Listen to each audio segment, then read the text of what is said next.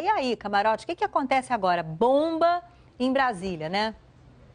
Que confusão, viu, Leila? É uma bomba, sim. E você veja como Brasília a notícia está mudando a cada minuto. Olha, em relação a essa questão, primeiro vamos analisar a repercussão disso política. É preciso ainda aguardar o mérito, mas enquanto o mérito não for julgado pelo plenário, a decisão do ministro Marco Aurélio, ela é válida. E aí você cria um problema imediato para o Palácio do Planalto. Por quê? Porque você tem matérias importantes na pauta, inclusive a PEC do teto dos gastos, que ainda precisa ser votada em segundo turno. E o grande temor do Palácio do Planalto em relação a isso é você bem lembrou, o Jorge Viana, que é do PT, que é o primeiro vice-presidente, ele assumindo que haja dificuldade na votação dessa matéria. Esse é um ponto específico.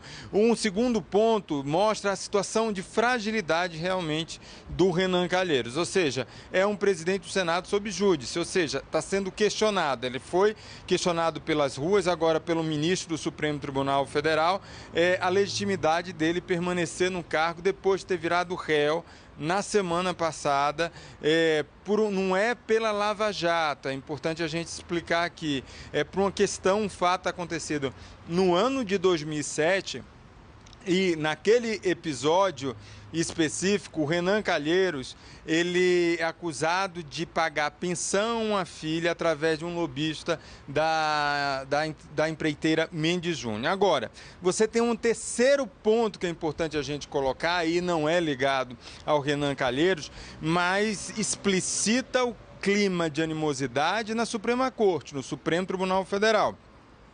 Por que isso? Porque essa decisão do ministro Marco Aurélio, ela vai no momento em que ainda está sob análise no Supremo Tribunal Federal a questão colocada pela própria Rede Sustentabilidade já há um bom tempo, no final do primeiro semestre, de que um réu não pode ocupar o cargo na linha sucessória.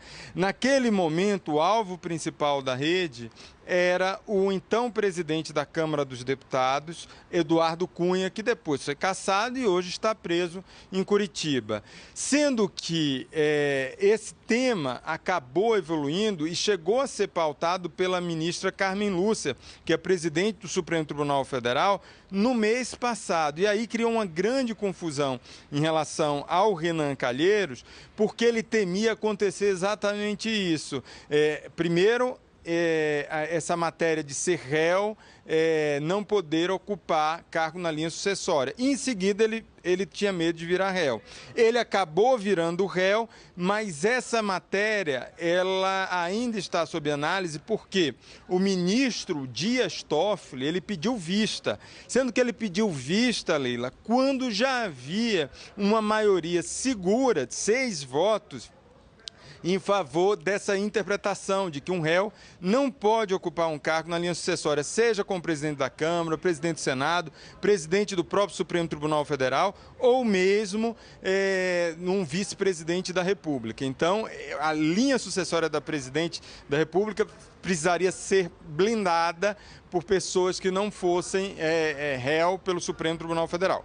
Enfim, essa é uma questão colocada. Isso daí, o fato do Dias Toffoli ter pedido vista, criou um constrangimento muito grande na Suprema Corte, entre os próprios colegas do ministro Dias Toffoli. E o que a gente vê é um claro movimento do ministro Marco Aurélio Mello, tentando, inclusive, apressar essa definição, porque o Dias Toffoli deixou claro na semana passada que ele só recebeu mesmo o processo na semana passada e que ele ali teria um prazo. E aí foi questionado pelo ministro Marco Aurélio Mello, porque todo o processo lá ele é eletrônico. Então, o que a gente está vendo, Leila, é de fato, além dessa situação extremamente delicada do Renan Calheiros, que já estava fragilizado e agora fica impedido